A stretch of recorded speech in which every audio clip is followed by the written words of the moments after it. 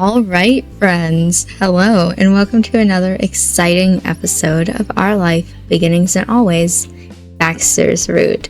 We are on the way to Miranda's birthday party, and I am excited to see what happens here. I believe that I already read this particular page, so I'm just going to continue on, and we're going to see what happens at this party. You sat with the boxes of cupcakes stacked precariously in your lap, your arms wrapped around the sides to prevent the tower from toppling. You were hyper-aware of every last dip and bump in the familiar roads, like you'd never been before. As you went along, Terry laid out the plan for when you'd arrive. All right. So the idea is to make sure we get all the snacks and drinks and that stuff ready first in case we're missing anything. Anything else. Then we've got to decorate everything as fast as physically possible before noon, basically. That's when people should start showing up. We're going to order some sandwich platters, okay, and salad bowls and stuff on delivery. Those should be here for people to eat along with the cake. Sort of like a late lunch. Oh. And by we, I mean Randy's mom and dad. We're off the hook for that part. She threw her head back and whooped with glee, a sound that was pure and clear as the morning. He felt her infectious enthusiasm. She continued. Anyway, Randy doesn't want to have her party drag on forever, and we'll need time to clean up before the place closes, so we're going to wrap things up with the event before dinner. When the guests are gone, we'll have until 10 before we'll get kicked out of the room, okay? Now, I won't sugarcoat it or even chocolate coat it, team. It's going to be another long day for all of us. Just don't forget, Randy's going to be amazed, and it'll be all worth the effort. I just know it. You closed your eyes, leaning back against the seat of the van. Terry was speaking the truth, of course, about all of it. It was to be another grueling day. But you had your friends, and you were grateful to be huddling in the back of a van, surrounded by a mountain of bags and 35 cupcakes in your lap.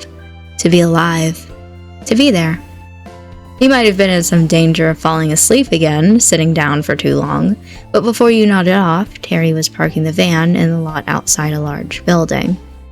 It looked like it hosts generic offices rather than parties. You can judge a book by its cover, apparently. We're here. Everybody out. On command, you and Cove dutifully climbed out of the van. Baxter was pulling up in his car, having managed to stick close to Terry the whole way. Interesting, because I thought you were going in your car to do, like, something else, and then come here, so you just wanted to be alone. Okay. When your group had reassembled, there was a brief re-exchange of greetings. Terry wasn't in the mood to dawdle, and clapped her hands together. Time to get moving, people. We've got a whole party truck to unload. Aye, aye, Captain. As you command, sir. Sure. Alright, go. You and Terry carried your respective desserts while Cove and Baxter worked together to take a folded table from the back of the van. Okay. Ink, you're so right. Terry led the way to the rented room. You peeked your head around the cupcake container and got your first look at the party space. It was seriously perfect for this, and exactly as Terry had originally described. Shiny, pretty, and pink. On Terry's direction, the boys put the table down in what would eventually be the refreshment section for the party. They extended the legs and flipped it upright. Once it was stable on its feet, Baxter was quick to cover the surface with one of the golden tablecloths. It was ready to go. Ever so carefully, you set your plastic chest of bejeweled consumables down. When the opaque lids came off, the revealed frosted tops were still intact. Good. On closer inspection, you could tell a few cupcakes on the left side of the container were slightly smushed, but the glitter coating hadn't rubbed off, so no one else would notice the imperfection. Ah! Terry's gleeful exclamation came from over your shoulder. She'd caught sight of your and Baxter's handiwork. Very nifty. That is what I'm talking about. The white cake with bits of rainbow confetti in her hands was the one element that was out of place with the theme. It was entirely unglamorous, a relic of more childlike birthdays. But that's why you were certain Miranda would adore it. She hadn't completely outgrown old favorites. Terry put it next to the cupcakes and gave you a big thumbs up. You had everything you needed, and the biggest potential disasters had been avoided. You could focus on the rest of the preparation work with confidence. The whole secret party planning committee went for another run of supply gathering. Another table and piles of plastic bags were brought into the venue. On the third round, everything had made it inside. Good. You carried a red cooler filled with chilled, sparkling cider. Terry hid that under the covered table until later. Then all four of you sat around the lit-up dance floor, taking stuff out of bags and sorting it into piles. Things for food on one half of the room, decorations on the other.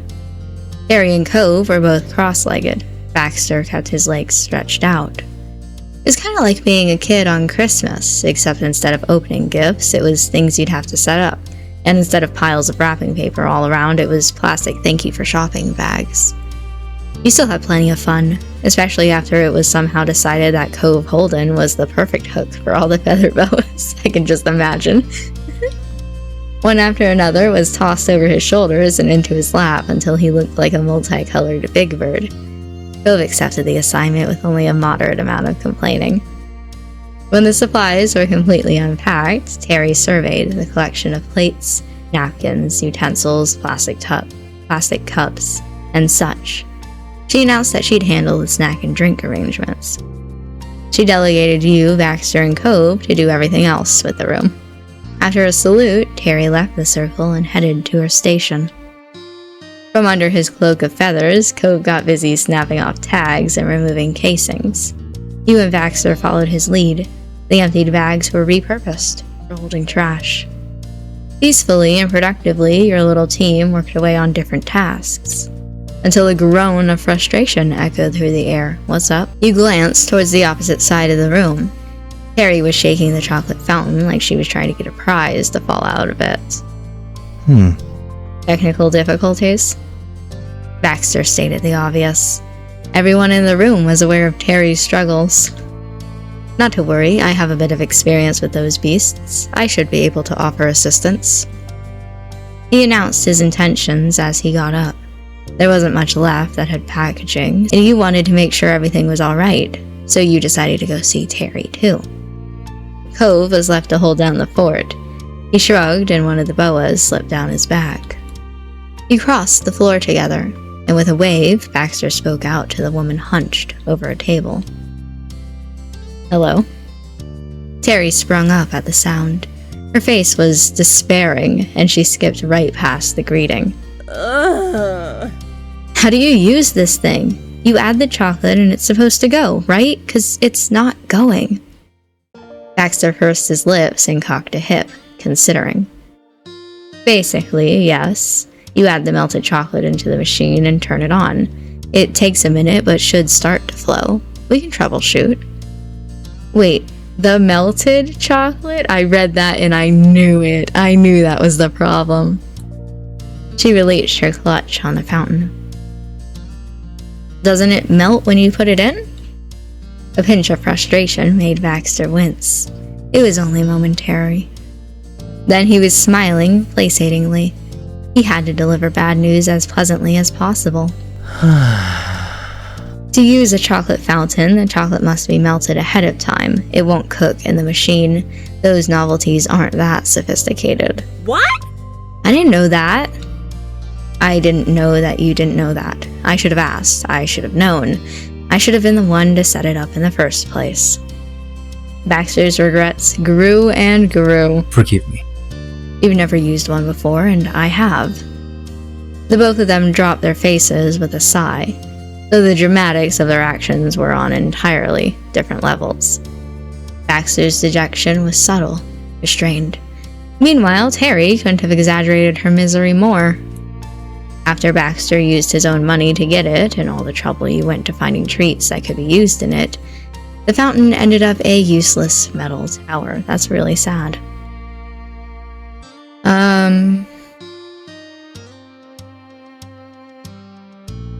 There has to be some way to make that thing work.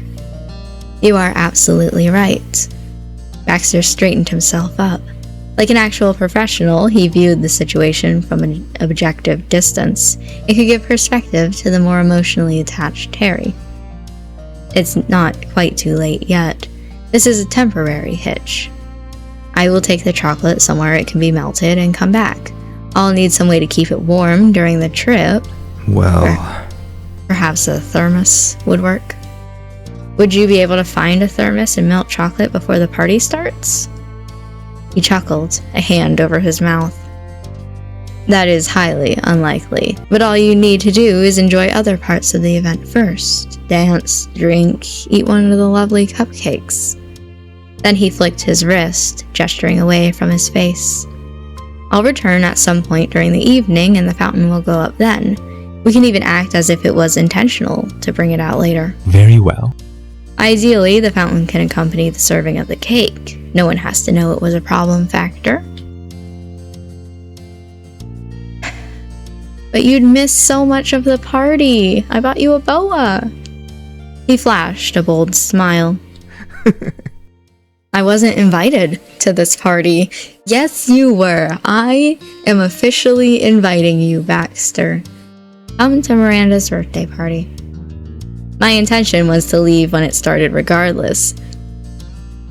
Bitch. What? It was as if the floor dropped out from under you. Baxter had worked as hard as anyone else to make this party happen. He pulled an all-nighter for it. The fact that he wasn't one of the guests was almost unbelievable. You glanced at Terry. She was frowning. Sorry. The whole thing was a surprise. I never told Randy he was helping throw her a party. She has no idea Baxter is here, and she's shy if she doesn't know someone well. This is so sad. Don't agree with him. None of that was news to him. He was as unruffled as ever. Exactly. This is her birthday. It isn't her responsibility to host a near stranger because he elected to involve himself in the planning side of things. Baxter was being reasonable and mature, but that only made Terry feel worse. Her frown had deepened into a grimace. She'd piled job after job on his shoulders because he was just another part of the group in her mind. Now she'd realized too late that he wasn't, and never had been.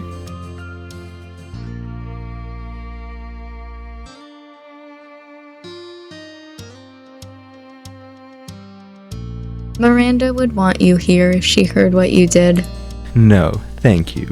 Fuck off. I do appreciate the thought, however I must decline. I've had a great deal of fun, there's no need to include me further. In fact, I would prefer to leave the party. I'm so upset with you right now. I'm so upset. I want the event we've worked on to be as good as it can be. I won't be thwarted by a chocolate fountain, and I won't make the atmosphere awkward by being present after. All I ask is that you enjoy the time we have together and enjoy the time when I'm not there. This still didn't sit right with you. Not at all. But what could you do? You couldn't decide for Miranda or for him whether Baxter attended or not. I will. Terry accepted it in the end, too. Okay, I get it. Thanks. Bye, Baxter. Take care. Bitch. With that, he sauntered out of the room, a bag of unmelted chocolate in his hand and a smile on his face. In time, with the shutting of the door, Terry smacked her palm against the table definitively. This is going to be the best party I've ever done, no matter what. Because it's going to be the only party I'll ever throw. Never again. Next time, somebody else is going to have to be in charge. I'll just help.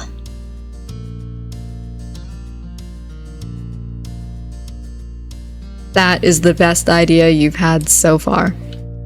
I'm glad to have your support. You both snickered. Come on, Kit. He's not going to let us down, and we can't stop either. Let's finish this. Yeah. He spun around, only to come face to face with a fluffy Cove. He'd buried himself further in the feather boas and began fiddling with a balloon he must have inflated. Right. Cove was left to wait alone the entire time. He stared awkwardly, as did Terry. Hey. What's wrong? Is everything alright? We can only hope, Cove. We can only hope. Okay. Cove left it at that, not any more informed or assured. And so the party decorating continued with one less person. More balloons were blown up and placed about. Streamers were strung up. Or steamers, I guess. Weird, but okay. And you even moved the bench from a corner to the center stage. It would act as a makeshift throne for the queen of the day. Finally, all the trash bags were carted out of the event space and tossed into a dumpster outside. The three of you returned and stood in the center of the net. Wow, the background even changed. I love this. And we stood in the center of the now cleared dance floor to admire your handiwork. Wall to wall, floor to ceiling, the room gleamed. Neat. It does look good. It actually does. Terry was beaming wider than you'd ever seen. After a day and a half of almost non-stop preparations, you'd pulled off something pretty great. It was certainly a homemade arrangement by a group of friends at the last minute, but that was half of the charm. Your efforts were easy to see. You sat in a row along the edge of the stage, resting, waiting before the big event. No one talked. Cove tapped his foot. Until finally, Terry's phone went off. She read the message fervently. She murmured in haste. It's from Jude. The guests are arriving. I repeat, the guests are arriving. All right. Miranda, her siblings, her parents, aunts, uncles, cousins, friends, and other people, they're going to be in this room any minute. Be ready. Terry shot from the back of the room to the front in a matter of seconds. She hit the music on. She then strung a few bags along her arms. Those ones hadn't been used for trash. Cove put the accessories in them for safekeeping after he was done wearing all the bows himself, of course. With that hanging over her, Terry stood in wait at the entrance. You and Cove joined her. Noises could be heard on the other side. Cove's hands clenched. Terry clasped onto his shirt like she was about to meet her maker. Then the door, slowly, began to open. On the other side, a small crowd was huddled together. At the head of it was Miranda herself. Oh my gosh! The dazzling pink party room was reflected in Miranda's big, sparkling eyes. Terry threw her bag-laden arms into the air. None of them fell off, fortunately. Surprise! Surprise! Surprise! As spoken, Miranda was overcome with surprise. Harry? And Kit? And Cove? Yeah! That's right. What do you think of your party this year? Ta-da! Terry queried her friend eagerly, though the quickness of the question was partially motivated by discreet anxiety. Miranda blinked, and she knew. Her family weren't the ones who put on this event. She answered with wholehearted appreciation. I love it. It's amazing. Way nicer than I ever would have thought. And we surprised you? You really didn't know what we were up to? You're not just being nice? You're really nice. You definitely got me. I didn't think this much would happen. Especially since it's not my 18th birthday or my 21st or anything like that. It's only 19. What? All your birthdays are a big deal. Randy giggled at Terry's assertion. While her eyes were closed, you and Terry shared a look. This party was more important than Miranda realized. Thanks a ton. This is exactly what I wanted. I didn't even know it. Cove let out a relieved breath. Terry pumped a fist victoriously, and the bags she was holding flung around. Miranda's secret birthday bash was a hit.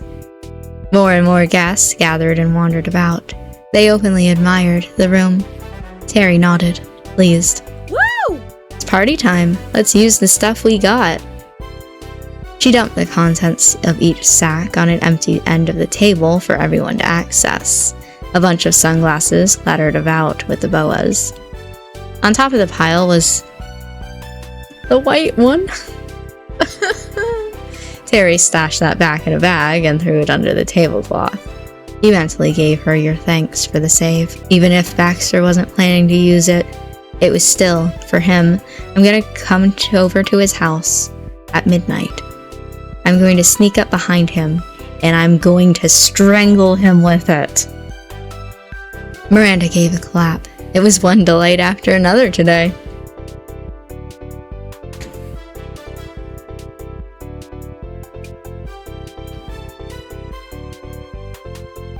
This is everything I've ever wanted. Cove, though, you need a boa. I know that you were just wearing literally all of them. You need another one. I'm so happy right now. Terry sported sunglasses and a purple feather boa. Cove just went for a pair of sunglasses. He'd had enough of wearing those boas already. Or maybe it wasn't any fun when he was only allowed to take one. He managed to fit them over his regular glasses. I see that. Ah, look at her! Miranda got her own oversized shades, but instead of a boa, she was granted the special birthday girl sash to set her apart from all the other attendees. Oh, I need both of them! This made you feel like the glamorous diva from that interactive play. If only the person who was with you then could be here now. Nice, nice. All decked out for the party, Terry directed Miranda's attention to what else was on the tables. She was charmed anew when she saw the waiting rows of fake champagne and outright stunned when her eyes landed on a display of glittery cupcakes. So great. That's so pretty. Did you buy those? No, I stayed up until like 2 a.m. Nope. They're homemade. Really? They look like they're from a pro bakery. I know. Thank you. Can I have one now? Or are we waiting until it's time for cake? That's your call, birthday girl. She beamed. It was time for the queen to make her decree. Fun! Then I declare that we can all eat cupcakes right now.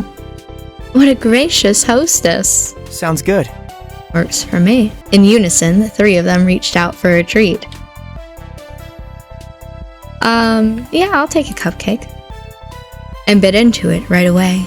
The fluffy cake and creamy frosting were delicious, and all the sweeter knowing how much work had gone into it. Terry licked the shiny frosting first. That was the most intriguing to her. Miranda broke the bottom of the cake. Okay, you're one of those kinds of people. Cool. And stuck it into the frosting to make a cupcake sandwich before she took a bite. She'd seen it in a video one time and done it since. Cove just crammed half the dessert into his mouth all at once.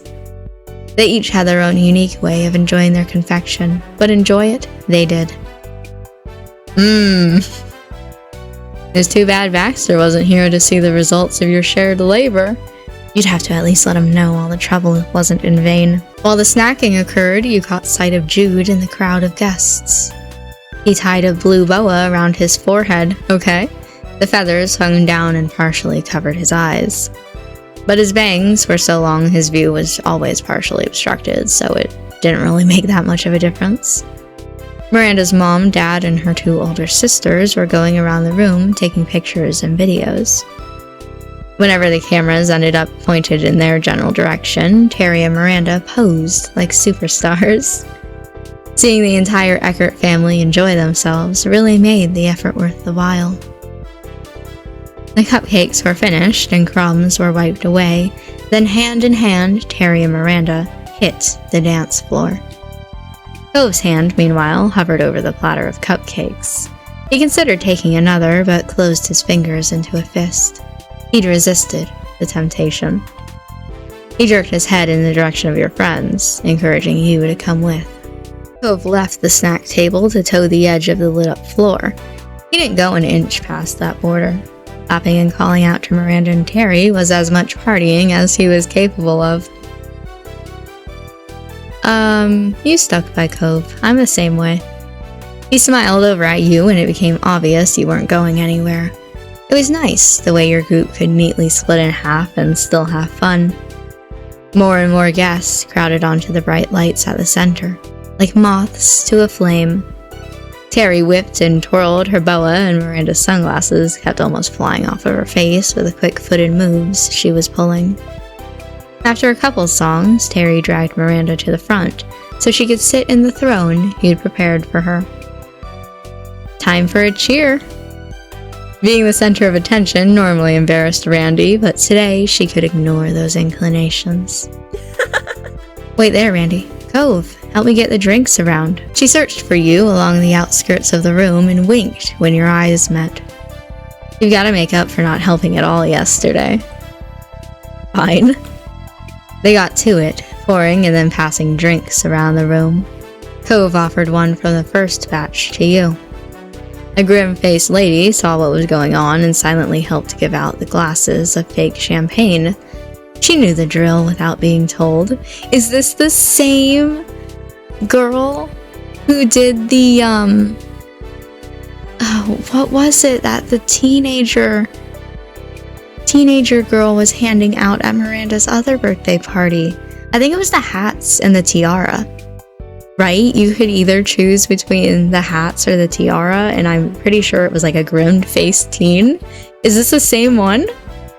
You recognize the woman from prior Miranda bashes. It was nice seeing her again, even though you'd barely said 2 words to each other in all these years of attending the same birthdays. That's so much fun. Thanks to the efforts of those 3, most people had a cup ready to go. At the front stage, Terry passed the guests of honor a glass too. It was time. To the B-Day, girl. Happy birthday, Miranda! Woot woot! Dozens of sparkling drinks glimmered under the shining lights as they were raised in a toast.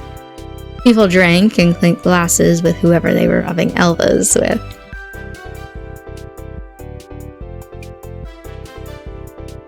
Tap me, bro. He smacked, damn, your glass with his in tandem, overcome by the excitement permeating the room. It spilled a little. Good thing those cups weren't actually glass. Then I will take a sip. It was intensely sugary, and bubbles pleasantly tickled your throat. It was as if the entire essence of the party, the thrills and the sweetness, had been distilled into a drink. With a half-full plastic champagne glass, Miranda leapt from her seat, off the stage, and landed in the crowd on the dance floor. I got a second round of cheering. Terry followed right after, and the celebrating resumed in full force. Cove still didn't quite dance himself, but he did bop his head to the music and tap a foot. He swayed along with the music, watching the festivities. Like the cupcakes, you all relished the moment in your own ways. That afternoon was the party to end all parties, for better or worse. The music inside her flowed without stopping until... Yo, Randy. Miranda's big brother slipped through the cracks in the wall of dancers until he reached the heart of the floor. Food's here. Cake time. Woo! Yippee! Miranda gave a final gleeful twirl on her tiptoes. The birthday sash fluttered. Terry waved at you and Cove. Hell yeah! Let's eat. The gang reunited back at the refreshments table. And there, along with Miranda's parents setting out the sandwich platters for lunch, was another figure. A distinctly monochrome figure. He acted entirely at ease behind the table, busy doing a final check over a chocolate fountain. It was flipped on, and slowly, liquefied chocolate began to trickle out. Baxter did it. Is that Baxter? Miranda peered closer. She'd come face to face with an unexpected acquaintance in a gathering of people she knew best. Yeah, he was here before, too. Oh. Why is he setting up a chocolate fountain for my birthday party? Terry's hands went to her hips, and she came out with the whole story. B-Man was a crucial member of the secret party planning group who made this whole thing happen. Really? Miranda looked back and forth between Baxter and Terry, at a loss. Uh-huh. Baxter's nice, and I think he can't stand to see an event fail spectacularly or something, but for whatever reason, he wanted to help out. He took us to the store to get the supplies, made cupcakes, put up the decorations, and did just about everything for that chocolate fountain. It almost had to be nixed like 3 times. Baxter kept his professionally polite demeanor the entire conversation, despite the fact that he had to have heard what they were talking about. Feigning innocence, he came around to the other side of the table to properly greet the guest of honor. Hello. Happy birthday. Thank you. She barely knew what to say after finding out exactly how much he contributed. But her gaze dropped, and she tugged at the sash self-consciously. A minute before, she was the life of the party, embracing the cheesy glitz with gusto. But in front of him, she felt childish. It was everything he expected and wanted to avoid coming to pass. Baxter gave a considerate smile. You should be able to manage the fountain now that it's running. I hope the rest of the party will be a lovely time. You're leaving already? Her question was barely a peep. She had to muster all her confidence to say that much. Yes. My job is done. I was here only for that. You forced yourself to keep an even face in front of Randy. You knew it was coming, but you still didn't like it. But, well... She released her hold on the accessory and looked into Baxter's face directly. It was really thoughtful of you to do all this. You should stay and enjoy the party too. Yes! You knew she'd felt that way. Randy would never want to take anyone for granted. You are a gracious host. Baxter, she invited you to stay. Baxter, don't fuck it up, Baxter. Baxter! His words held sincere appreciation at the welcome extended, enough to get your hopes up. But I can't do that. The rejection was equally amiable. That didn't make it any less disappointing. You don't owe me anything, certainly not a place among your real friends at your birthday party.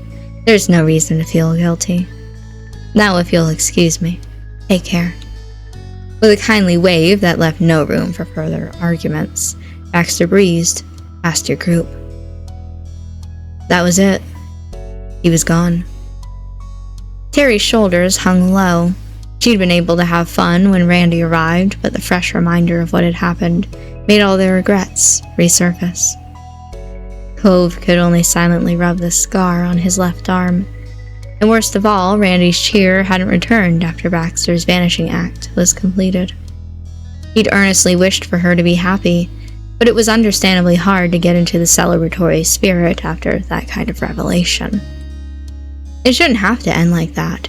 It didn't have to end like that.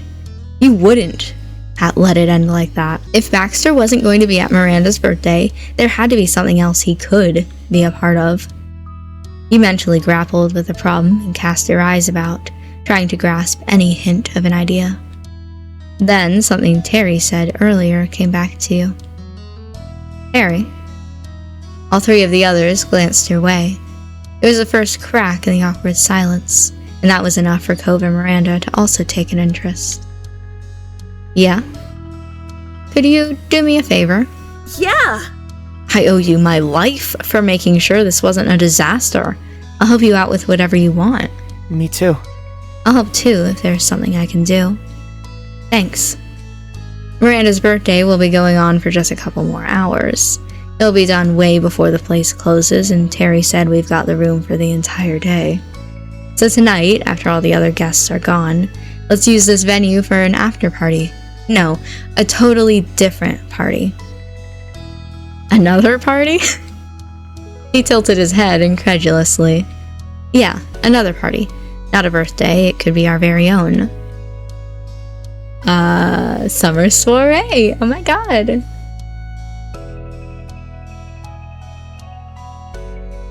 I like the party planner appreciation party. That's fun, okay. And it can be just for our group. Me, Randy, Terry, Cove, and Baxter. We could try to set aside some of the food and drinks for later, clean up the mess when everyone has left, and we'll have slow music at this event. Terry, you can dance with him. I like that my options are I will dance with him or Terry will dance with him.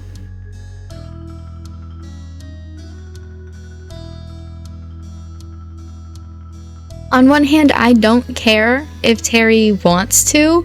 On the other hand, I feel like it's pushing if I go Terry, dance with him, you know? I feel like I should be the sacrifice. But if you want to, like, full on, you could take that from me. You were a terrible dancer, but that could be ignored. It was an emergency. Yeah! The first to affirm the idea was the one originally most trepidatious about Baxter being there. But she answered with confidence. Let's do it! I'll be a member of the secret planning party committee for this surprise. And if he can do it for me, I can do it for him. Maybe Terry was right. We could all use more friends. Cove did not look convinced of all that, though couldn't disagree with the main suggestion. Okay. A wide grin pulled at Terry's face, seeing this new plan forming. We should catch him before he's gone. He might not get the message if he escapes now. I'm on it. See you, and thanks. He rushed through the guests coming in on all sides, clamoring for their lunch. Bursting out of the party room was like waking from a dream. The pink extravaganza was replaced by a plain white hallway, and the only sounds were your own footsteps echoing off the linoleum floors. You've been able to forget the normal world for a while, but it had been there the entire time, going on as usual on the other side of the door. But Baxter wasn't there either. You kept going through the lobby and into the parking lot. His hair might have fit in with the black tarmac and white painted lines, but the camouflage couldn't fool you. He was at the end of the row, moments away from getting into his car. Baxter!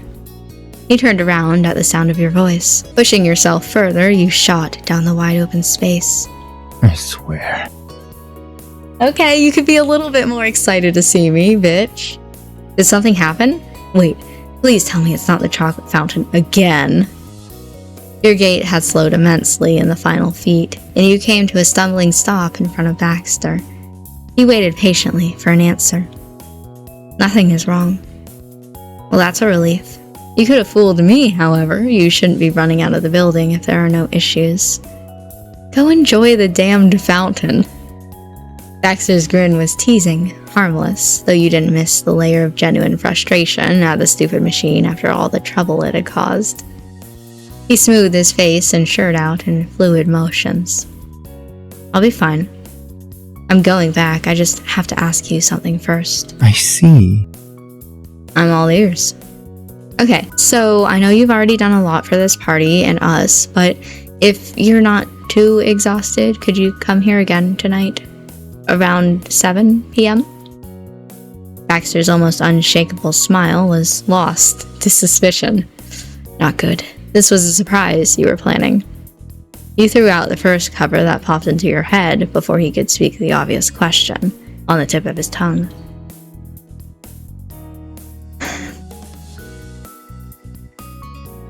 I just don't know what I'd do without you for that long. No, my first thought was honestly, we need help cleaning up after the party. That's really mean to say, but a razor-sharp smirk crossed his face. That gaze cut right through you. Even more not good. But he wasn't there when Terry mentioned how long you'd have the room. Baxter might know something was up, but you'd assured yourself he couldn't guess exactly what. You stood your ground. Certainly. I'll be here at 7 on the dot.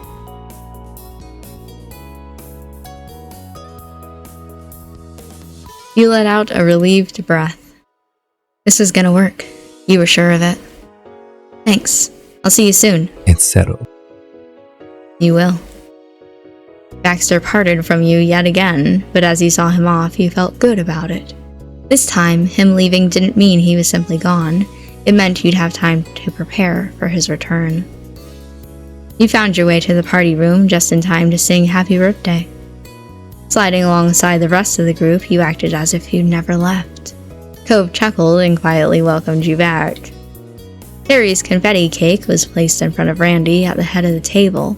The 19 candle you picked up from the store yesterday was lit by her dad. When she blew it out, the room filled with cheers.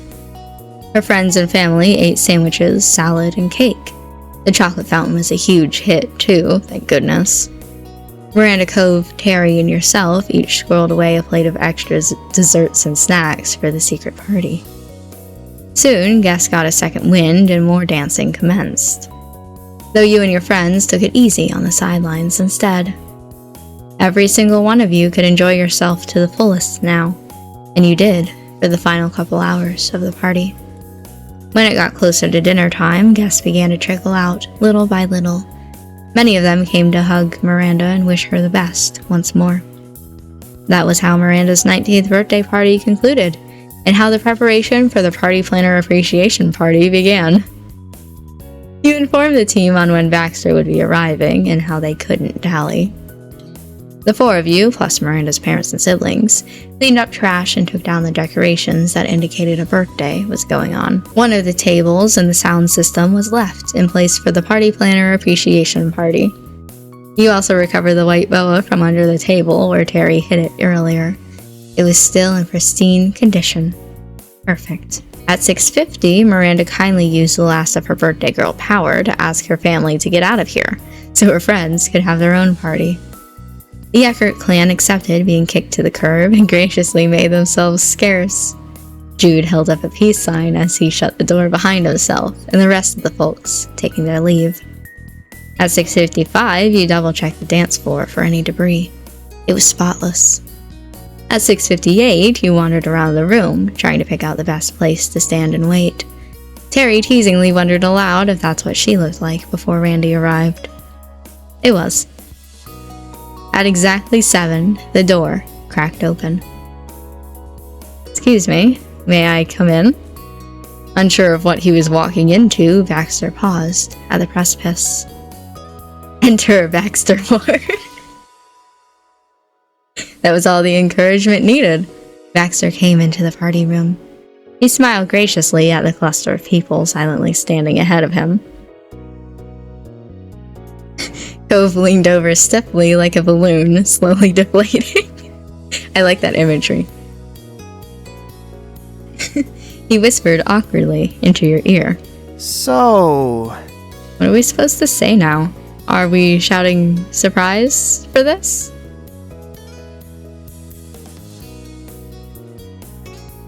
Let's all shout it. Okay. Terry, Randy, now. Surprise!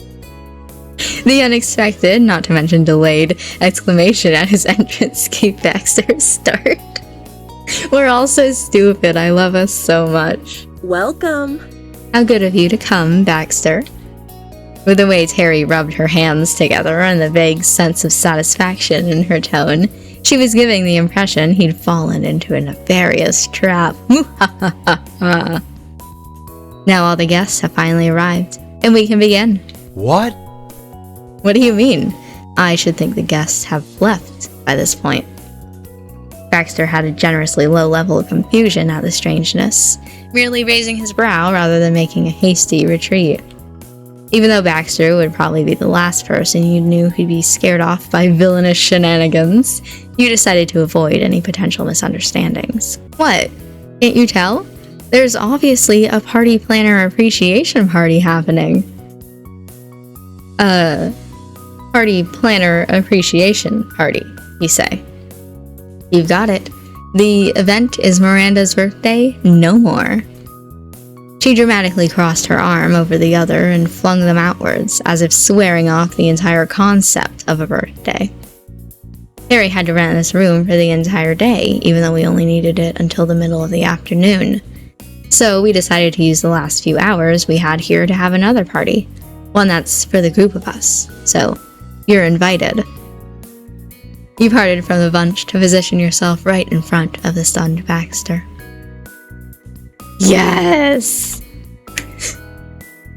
I win! He didn't flinch as you draped the white feather boa over his shoulders. Baxter's mouth opened wordlessly as he stared down at your face. He tentatively lifted up a hand, brushing his fingers against the feathers surrounding him. He had to check that it was truly there. Then, with eyes still wide, a delighted grin grew across Baxter's face. To be honest, I assumed you were scheming something, but I absolutely did not think it'd be this. I never should have doubted your abilities to throw a surprise party. Terry, Randy, and Cove crowded around the two of you to perform the group with the newest member.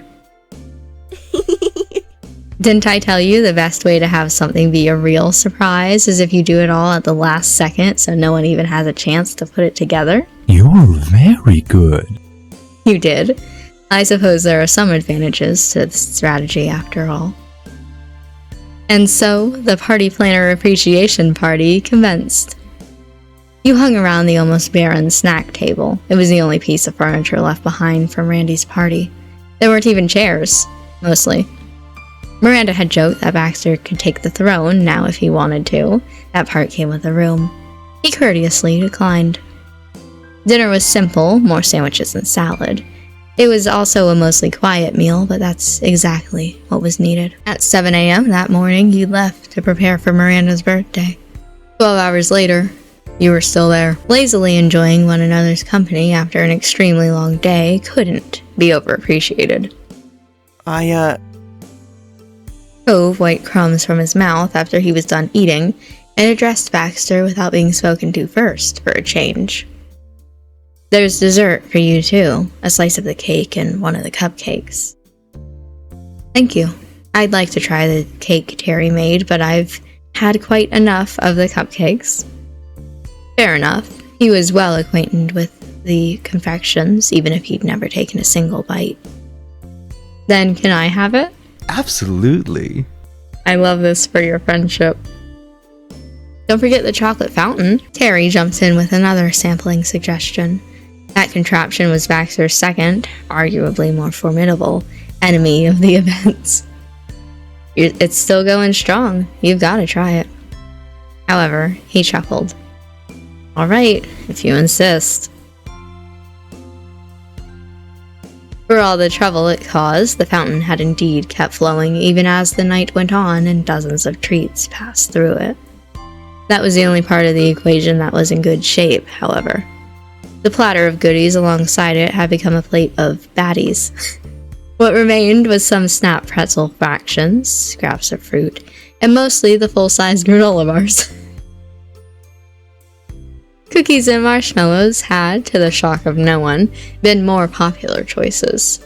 Those were gone long before the first party had even finished. Not one to complain, Baxter plucked up a granola bar and slipped one end into the rippling sheet of liquid chocolate that he'd melted himself.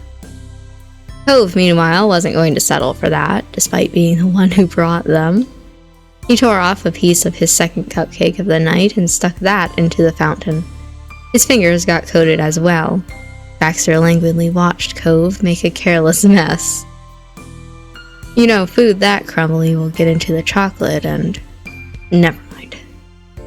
Smirking, Baxter removed his bar from the fountain and flipped around.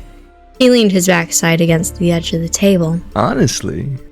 What does it matter if the chocolate clumps? I wouldn't care if the fountain broke at this point. The point was punctuated with a satisfied bite into the chocolate-covered granola bar. It's good. No matter how definitively he made the statement, it was hard to tell if he was being serious or not. Well, I've got to try it. If cookies were the life of the chocolate pool parties, granola bars were the wallflowers hiding in a corner and wondering why they even came.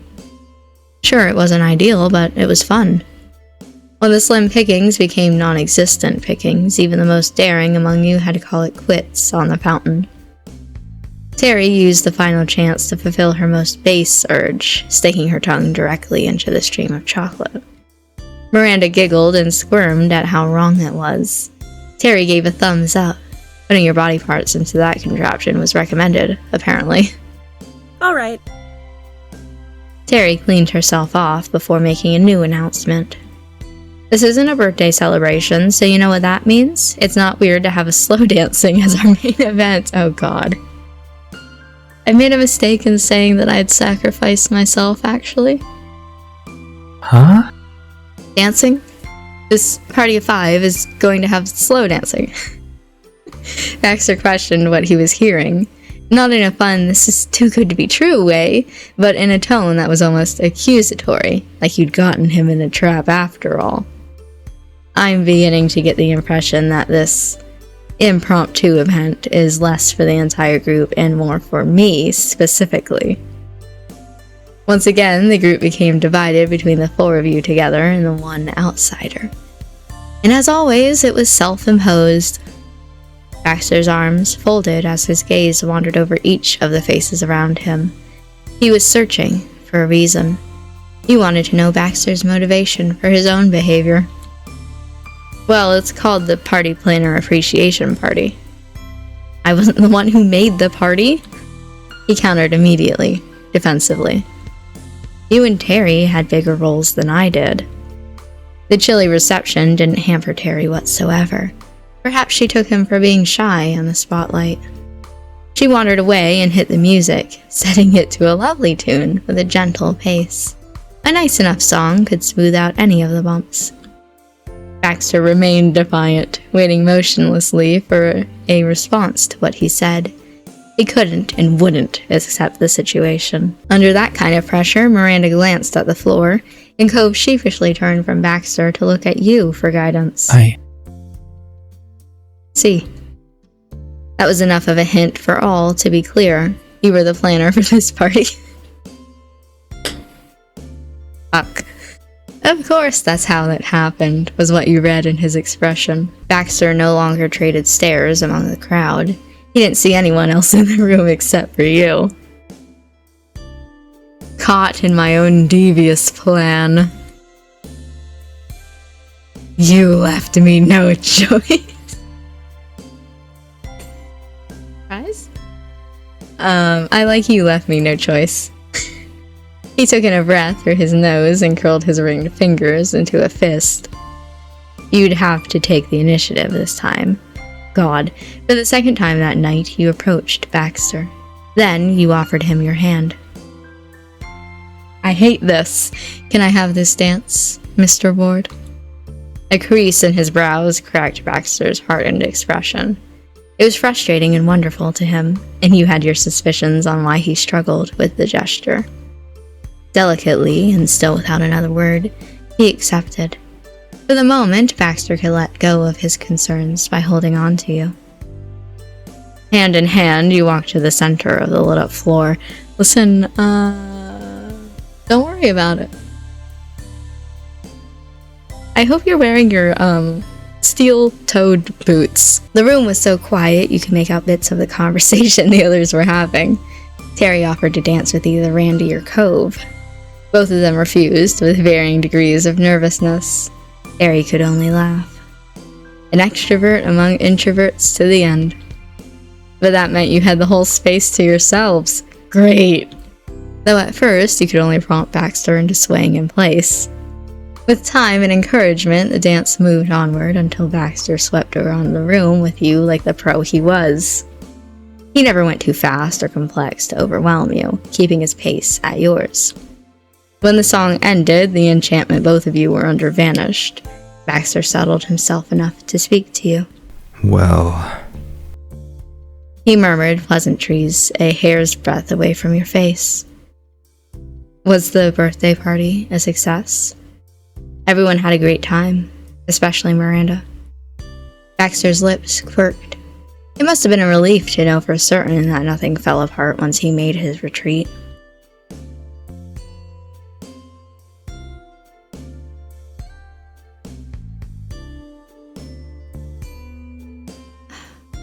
I like you did a fantastic job. I also like thank you. Those kind of mean the same thing to me. Thank you, I guess. My pleasure. His eyes closed and placed one foot back, only for a second. He thought better of that and brought it back in line with his other leg. I'm not lying when I say this is one of the grandest occasions I've attended. Confessed by a man wearing a $2 feather boa and standing in the final remnants of a birthday party thrown together in 2 days. That scene had to be a far cry from the formal events you were certain he'd attended throughout his life before coming to Sunset Bird, yet you didn't doubt the earnestness of his words for a second. You're... Me? I apologize if I did not give that impression initially. I hate to be a bother, and you went through so much trouble. You'd nearly forgotten you hadn't let go of each other until Baxter's grip around your hand tightened. It doesn't matter now. The effort is sincerely appreciated. In a way, Terry had been right. Even Baxter Ward could be bashful in certain regards. That was okay. You were just glad he enjoyed himself in the end.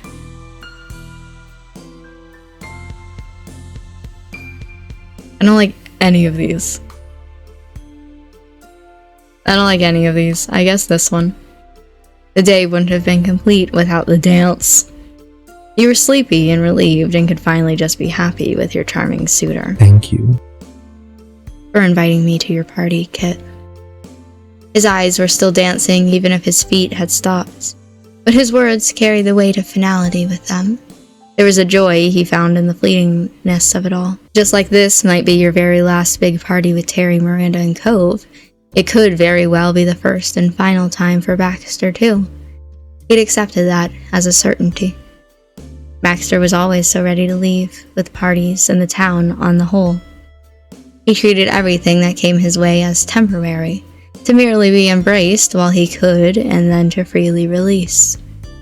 Even though you knew that, even if he'd never done anything differently, you hoped he would keep having a reason to return as long as you reached out to him.